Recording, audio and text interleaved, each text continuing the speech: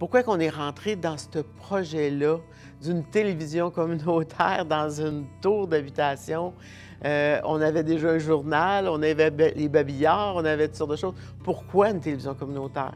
Il faut dire qu'on a eu une opportunité qui nous a été proposée, mais en même temps, le directeur général du temps, ça tombait dans ses valeurs. Parce que dans ses expériences d'avant, il avait déjà travaillé dans ces genres de médias-là. Donc, pour lui, c'était connu, puis il voyait quelque chose de fantastique. La possibilité d'améliorer le milieu de vie dans les Tours Frontenac en filmant des activités, en faisant participer des gens. C'était vraiment ça. C'était une question de... déjà, on voyait dans le futur, déjà, on voyait toutes les possibilités que cette télévision communautaire-là pouvait apporter.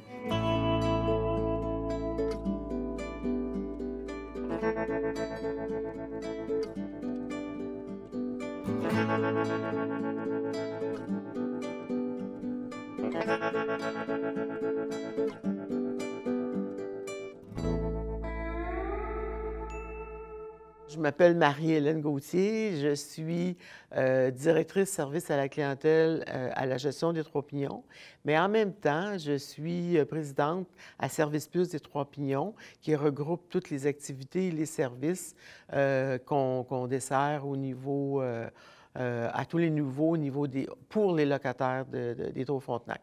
Mon rôle à la télévision communautaire, c'est actuellement, je suis sur le conseil d'administration, évidemment, mais depuis le début, mais c'est important de dire que depuis 25 ans, il y a 25 ans, j'étais déjà directrice service à la clientèle à la gestion des Trois-Pignons, et lors de la mise en place du projet, mais on m'avait demandé d'accompagner le projet. On partait du début. Pour Christiane, tout commençait à la base. Donc, il fallait vraiment trouver une équipe pour compléter toutes ces choses-là. Et ma partie à moi était beaucoup administratif, parce qu'évidemment, c'est dans mes forces aussi, et l'aspect communication et d'aller chercher les besoins des personnes dans les Tours Frontenac, qu'est-ce qu'ils ont besoin de savoir, et faire le lien aussi, le pont. Le directeur général du temps à la gestion des Trois-Pignons m'avait demandé justement de travailler, d'aller aider pour le projet. Puis, en même temps, bien, je faisais le lien entre la télévision communautaire, les besoins de la télévision communautaire, avec les exigences ou le besoin de la gestion des Trois-Pignons. Donc, il y avait un lien de communication qui se faisait là-dedans. Puis, comme c'était déjà mon rôle à la base, bien, ça a été facile de le faire. Et il y a des personnes qui ont des voix plus fortes que d'autres. Fait qu'ils font que parler, puis en fin de compte, les voisins alentours sont au courant de la conversation qui se dit. Alors, il faut juste comme y penser. Oui, Juste penser, de oui. dire, je suis pas tout seul. Il y a beaucoup de façons de faire attention dans cette période-là. Premièrement, quand on va au guichet, d'être discret quand on sort notre argent, de ne pas trop avoir d'argent comptant sur nous, beaucoup plus la carte, une carte de crédit ou la carte guichet. Là. Il ne faut pas se gêner, puis il faut aller rencontrer Maude Roy, l'intervenante de milieu au Tours Frontenac. Elle va se faire un plaisir de rencontrer les personnes, de les aider d'aller sur le site s'il y a un problème. Toute notre mise en place joue aussi là-dessus, sur l'importance de protéger les gens, de faire un bon encadrement, de faire en sorte de leur faire un milieu agréable et de sécurité. Alors, dans le rôle, ça n'a jamais beaucoup changé comme tel, mais ça s'est amélioré dans la façon de faire. Avec le temps, on travaille vraiment en équipe comme ça. On l'avait toujours fait, dans le fond. 25 ans, c'est pas rien. Et maintenant, ça va très bien au niveau de la circulation de l'information, au niveau de passer l'information aussi. C'est une première ce soir, c'est la première fois que nous sommes en ondes officiellement, et ceci, c'est pour durer. La télé communautaire, vous savez, c'est toujours une télé qui parle par elle-même, qui parle de la communauté, des gens qui la forment, cette communauté. C'est une télé où on se voit, où on s'entend et où soi-même on participe.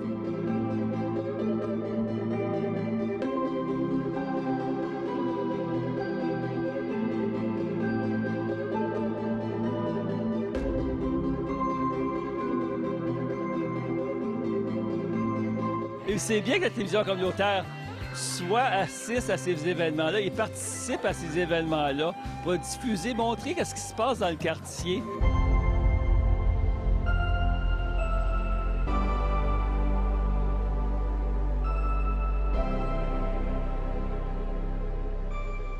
Tu sais, je me souviens au tout début, j'avais dit, oh, je suis pas sûr que je vais avoir les capacités de travailler là. C'est nouveau pour moi, d'autant plus que je me voyais même pas devant ou en arrière d'une caméra. Donc, fait que pour moi, c'est sûr que le travail devait se faire à l'extérieur, dans mon bureau, porte fermée. Ça me sécurisait. Mais c'est pas ça la vie, hein, souvent. Et donc, ça m'a mis beaucoup plus vite que je pensais devant la caméra. Et pour moi, c'était une peur bleue parce que je me voyais pas comme une bonne communicatrice. En tout cas, je me voyais un paquet de défauts. Puis, notre premier journaliste bénévole qu'on a eu, je veux quand même le nommer parce que j'ai encore beaucoup d'émotions quand je pense à lui, Jean-Luc Thibault, qui est un ami et qui restera toujours un ami pour moi dans mon cœur. Le témoignage de bénévoles, un nouveau rôle pour Lynn Beauchesne. Bonjour, mesdames, messieurs, ici Jean-Luc Thibault, de retour 2 semaines plus tard pour le 2e téléjournal des Tours Frontenac. Mais je vais vous raconter l'anecdote de cette première émission-là. Normalement, il y avait quelqu'un d'autre qui avait été pressenti pour la faire. Malheureusement, il est arrivé des pépins et la personne n'a pas pu se présenter. Et à 24 heures d'avis, on m'a dit, Jean-Luc, on a besoin de toi, il faut que tu animes l'émission de lancement de la télévision communautaire. Et c'est comme ça que l'histoire a commencé. Comme animateur du téléjournal à chaque 2 semaines pendant 10 ans, je peux vous dire que ça a été une expérience fort enrichissante. En ce qui concerne la télévision communautaire, il a été vraiment celui, quand je lui ai dit Jean-Luc, j'ai peur. Tu sais, j'ai peur de ne pas être bonne. Puis je me souviens tout le temps de sa réponse, ne t'inquiète pas, je suis là. Fait qu'il a su m'amener à travers les questions. Quand il voyait que j'hésitais, il me ramenait. En tout cas, tu sais, fait que j'ai un grand souvenir, un beau souvenir de Jean-Luc. L'autre souvenir, qui est et il faut que je fasse attention de ne pas partir à rire juste à y penser, c'est qu'on m'avait placé dans une émission d'alimentation. Donc, une autre personne extraordinaire pour moi, Jean-François Domergue, que lui, c'est pas un cuisinier, mais c'est un excellent cuisinier dans le sens qu'il fait des super belles recettes. Il faut avoir mangé sa cuisine pour dire oui, il est vraiment très bon. Mais comme on se connaissait beaucoup, puis qu'il y a il y a un style qui me fait rire, mais une émission, une prise pour l'émission pouvait durer 15 minutes. Nous autres, on a passé des après-midi à refaire mon maquillage, à recommencer un mets qui était rendu, qui devait être mangé chaud puis qui était rendu gelé. Fait que j'ai ri de cette émission-là. C'est des souvenirs impérissables pour moi. Tu sais, quand je file pas, des fois, je repense à ça puis je repars à rire encore. C'était trop drôle. Alors ça, pour moi, c'est encore des souvenirs qui sont extraordinaires.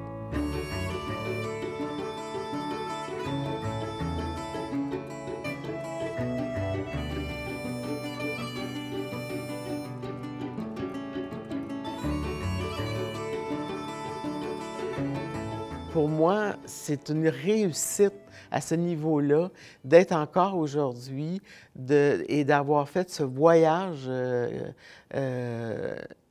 avec toute la télévision communautaire et de voir que c'est pas terminé et qu'on va continuer encore dans ces valeurs-là et est capable d'offrir aux gens beaucoup d'informations, beaucoup d'émissions qui sortent les gens de l'isolement, qui informent les gens qui ont de la difficulté à aller chercher les bons renseignements. Et on sait aujourd'hui la difficulté qu'on a d'avoir l'heure juste. Alors, avec une télévision communautaire qui est branchée dans le local, qui est branchée près des gens, c'est sûr qu'on va chercher questions-réponses. Fait que, et pour répondre adéquatement aux personnes qui se sentent dans une insécurité face à quelque chose qu'ils ne comprennent pas ou qui n'ont pas su ou qui ne savent pas où ils s'en vont sur certains sujets. Ou simplement des projets pour divertir. On a tellement besoin de connaître ce qui se passe autour de nous, de connaître Montréal, mettons, dans différents regards, de connaître des nouvelles personnes qu'on n'a pas la chance de voir à d'autres moments. Alors, oui, je suis fière. Je suis fière d'où on est rendu, d'où on vient puis où on est rendu. Le programme Écoquartier étant le programme en environnement qui accompagnait, dans le fond, l'implantation du recyclage partout à l'échelle de Montréal. Il y avait aussi l'implantation d'une politique de propreté. Le laboratoire, c'est l'idée de faire des expériences aussi et de concrétiser des idées. Donc, laboratoire, c'est un peu ça que ça évoque, populaire pour accessible à tous, donc à toute la population en fait du quartier. Mais nous, on a l'immigration qui arrive, alors pourquoi ne pas sensibiliser aux conditions des femmes, aux enjeux, puis de faire ça de façon positive, donc comme toi, peu importe d'où tu viens, on a les mêmes besoins. Le financement, ça c'était toujours un défi dès le début. Chaque logistique qu'on a besoin, il nous faut n'importe quel genre de don. Pour moi, la télévision communautaire Frontenac, notre télévision communautaire, elle contribue d'une façon importante à la vie communautaire dans le secteur et dans la Ville de Montréal. On ne reçoit pas l'information qu'on veut, on ne reçoit pas l'encouragement qu'on a besoin. On n'entend pas les organismes qui ont besoin de s'exprimer. On n'entend pas les personnes qui ont besoin de dire les choses, d'exprimer leurs choses. On n'entend pas l'information que les gens ont besoin de recevoir. Et ça, c'est uniquement une télévision communautaire qui peut le donner, qui peut l'offrir. Parce que c'est pas contre les autres télévisions, c'est pour les télévisions communautaires. C'est vraiment un créneau qui est important, essentiel pour les citoyens de la Ville de Montréal.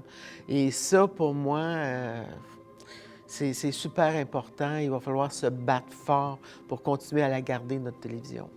Moi, ce que je souhaite pour la télévision communautaire, il est certain, comme administratrice, c'est de continuer à consolider ce qu'on a fait, ce qu'on fait et où on s'en va.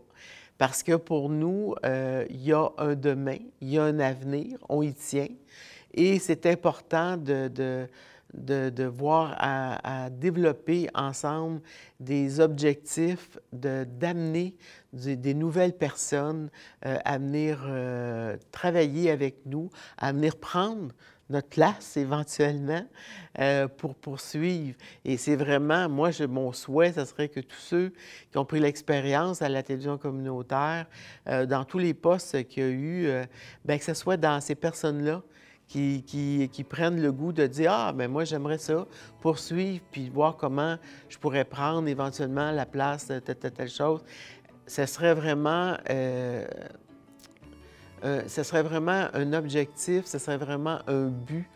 Et d'ailleurs, au conseil d'administration, souvent, on se dit depuis un bon bout de temps que tout le travail qu'on fait, c'est vraiment dans le but de l'offrir aux jeunes qui vont suivre. De leur offrir quelque chose, de leur offrir quelque chose de gagnant, un outil de communication pour poursuivre à leur façon la télévision communautaire. Et, parce que c'est pas rien, hein, c'est une télévision communautaire urbaine. Donc, il y a quand même des choses particulières de cette télévision-là, qui est différente un peu d'ailleurs. Et on a besoin de toute la nouvelle génération, avec toute la nouvelle technologie, la nouvelle façon de penser, de communiquer pour reprendre les guides de la télévision communautaire.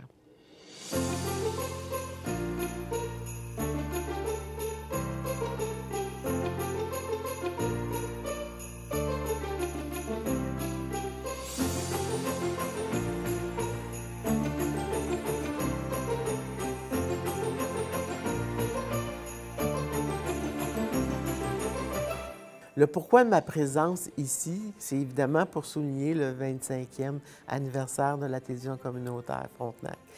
On peut dire, et je dis fièrement, comment on est fiers de notre télévision et qu'on lui souhaite beaucoup d'autres années avec de nouvelles personnes qui vont rentrer éventuellement dans l'équipe.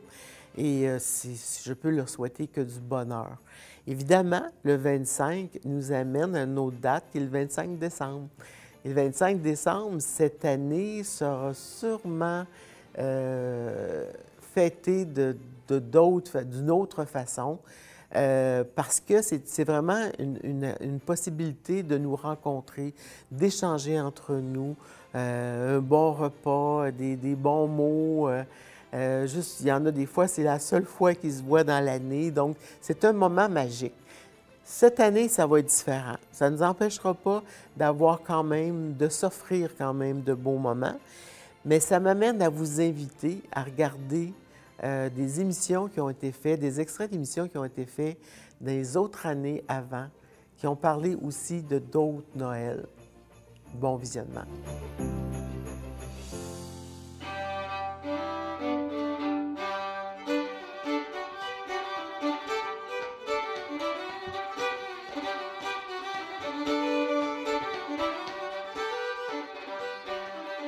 Ma tante Luce et moi vivons au Québec depuis bientôt 16 ans. Plus le temps passe et plus nous connaissons la culture et les traditions des gens d'ici. En fait, tout ce qui fait du Québec un endroit unique au monde. C'est pourquoi j'ai offert à des nouveaux arrivants, des gens qui se sont établis au Québec dans les dernières années, de découvrir les traditions de leur nouveau pays d'accueil. Et quoi de mieux pour découvrir la joie de vivre et la richesse de la culture québécoise que de revisiter les traditions des fêtes de fin d'année.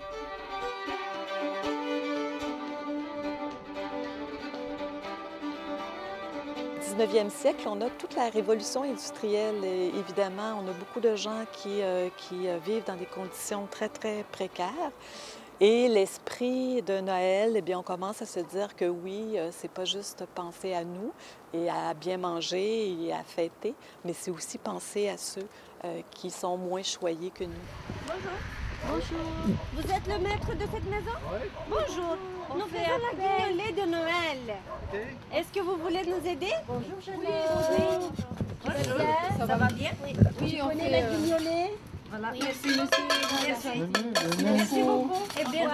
Et donc, les guignolées vont se faire de façon traditionnelle dans les campagnes. Mais au Québec, on va avoir la Société Saint-Vincent-de-Paul qui va vraiment organiser des grandes quêtes collectives à partir du 19e siècle.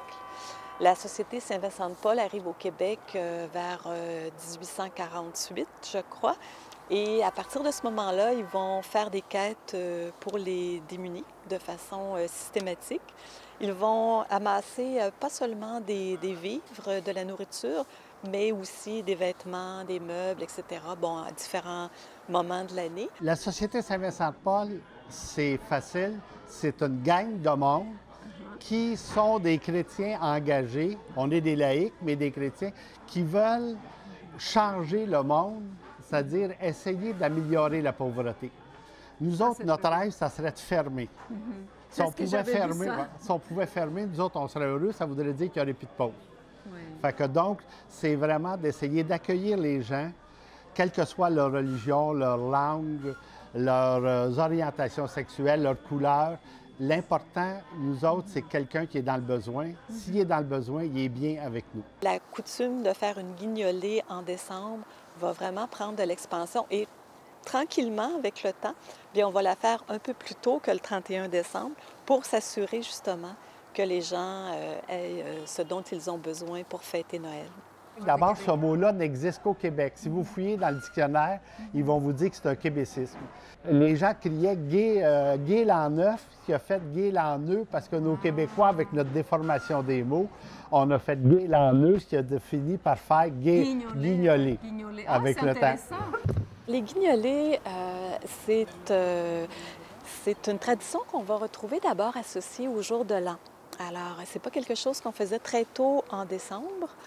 Le 31 décembre, donc juste la veille du jour de l'an, autrefois, dans les campagnes, il y avait une quête qui se faisait pour les démunis. Alors, on appelait ça passer la guignolée. Et donc, habituellement, c'était une troupe de jeunes gens qui passaient dans les villages de maison en maison avec une carriole et ils chantaient une chanson, ils frappaient aux portes et ils demandaient un petit morceau de lard ou d'autres choses pour les démunis. Et donc, à ce moment-là, la famille les faisait entrer, puis leur donnait. Ça pouvait être effectivement un morceau de viande, mais ça pouvait aussi être des beignes, un don en argent, en fait, tout ce qui était possible de donner. Puis après, bien, les jeunes gens repartaient et puis passaient de maison en maison. Donc aujourd'hui, j'ai compris une chose, que pour les Québécois, les fêtes de Noël ne sont pas juste une source de détente ou des journées fériées, mais c'est aussi une belle occasion de s'ouvrir vers ceux qui sont plus tristes que nous. Et notamment, j'ai été très impressionnée par la générosité des Québécois, leur désir de donner et de partager ce qu'ils ont avec des autres. Je suis très contente de voir la générosité du monde, ça m'a beaucoup frappée. Et puis à l'intérieur, beaucoup de monde, on sent une passion, vraiment un dévouement que je suis vraiment ravie. Et j'espère qu'on va continuer ces belles traditions au Québec et nous, comme migrants, qu'on va voir comment on peut partager et puis devenir solidaires avec les mondes qui sont plus dans les besoins que nous. Je suis très contente d'être avec M. Pierre Chartrand. Merci d'être venu nous voir. Ça fait plaisir. Vous savez quand même des horaires chargés. Vous êtes aussi avec votre fils, Alexis. Donc, on va parler justement de ce que vous faites. C'est la danse d'ici, traditionnelle des fêtes, la gigue. Chez la gigue, il y a aussi de la danse traditionnelle. Ça peut être du quadrille, du 7 carré, de la contredanse. Tous les types de danse traditionnelles québécoises. Ma femme, comme moi, on faisait ce genre de danse-là depuis longtemps. Et en 2000, on a décidé de former une compagnie pour plusieurs raisons, administratives, mais aussi promotionnelles. Évidemment, cette compagnie-là, ils vouaient essentiellement la promotion, la diffusion des spectacles, l'enseignement en danse ancienne, donc danse baroque, aussi danse renaissance parfois, et danse traditionnelle. Ce qui va être le plus populaire et ce dont tout le monde se rappelle, parce qu'on a tous vécu ça dans nos familles, c'est la gigue et les 7 carrés. La gigue est une danse, bon, ça c'est une danse plutôt en solitaire. Alors, encore une fois, là, on pense que ça nous vient probablement d'Irlande. C'est une danse d'adresse où on peut montrer sa virtuosité, évidemment, puisque c'est un peu comme une démonstration. C'est souvent les hommes de la famille qui vont giguer. Dans les danses traditionnelles au Québec, on a du quadrille, du cotillon, du 7 carré, et de la contredanse. Ça, c'est des danses de groupe, des danses de figure. Alors, les pas qu'on fait dans certaines danses ou qu'on fait de façon solo ou qu'on fait parfois de façon en duo, c'est de la gigue, c'est des... Hein, c'est le beat, c'est ça, c'est ça qu'on fait. Le rythme, oui. Ça c'est le rythme. Donc, la gigue peut être aussi bien intégrée dans certaines danses. Toutes les danses ne sont pas giguées. Ou bien, ça peut être de la gigue solo. Les danses traditionnelles qu'on a ici au Québec, elles ont beaucoup d'influences. Bon, on en a un certain nombre. Les principales, on peut mentionner entre autres des danses d'influence écossaise et irlandaise. C'est important de marquer la distinction entre la danse ancienne et la danse traditionnelle. On a gardé des vieux pas des îles britanniques qui se sont perdus souvent en Irlande, en Écosse ou dans le nord de l'Angleterre. Hein. C'est les 3 régions où on gigue le plus. Mais c'est les îles britanniques du milieu du 19e siècle. Hein, parce qu'évidemment, l'immigration est arrivée après 1815, à la fin des guerres napoléoniennes. Et on a gardé les vieux pas. Ils sont quand même développés ici, ils ont pris leur couleur. Il y a eu 2 grandes révolutions de la danse. Il y en a eu une au 18e, c'est la contredanse. Hein, je disais que c'est répandu partout. L'autre, ça va être au milieu du 19e, ça va être les danses, ce qu'on appelait les danses tournantes, qui vont être menées en premier par la polka, mais qui, dans son sillage, va avoir la valse. La polka, la redova, la scottish, la berline, il y en a plein. Et ça, c'est les premières danses où on prend sa partenaire vraiment par la terre, on la tient comme ça, puis on tourne. Que les danses, c'est un peu suspect, parce qu'évidemment, on va retrouver les jeunes filles, les jeunes hommes qui vont danser ensemble, etc. Donc, des occasions de péché. Alors, pendant longtemps, la danse va être parfois carrément interdite. Les gens qui dansent s'exposent à commettre un péché mortel à certains moments donnés. Et on va avoir de tout temps au Québec, là, 17e, 18e, 19e et même au 20e siècle, on va avoir des sermons sur ce thème-là, des ordonnances, etc. En fait, souvent, les gens d'Église vont se prononcer contre les danses qui sont tout à fait scandaleuses. Maintenant, les violons, tantôt on parlait d'Alexis, votre fils, on va l'écouter, mais c'est le violon apparemment qui est le plus important pour les traditions, qui joue le plus les violons. Est-ce vrai? Ou il y a d'autres instruments aussi? Ouais, c'est sûr que le violon, ça d'ailleurs, je dirais qu'en Occident, c'est le violon qui prime. Hein, c'est pas propre au Québec. Qu'on soit en Irlande, en Écosse, en France, on n'y pense pas, mais le violon en Occident, c'est l'instrument qui est à peu près le plus utilisé. Donc le Québec ne fait pas exception. On va avoir le violon, et encore une fois, avec des influences très écossaises et irlandaises.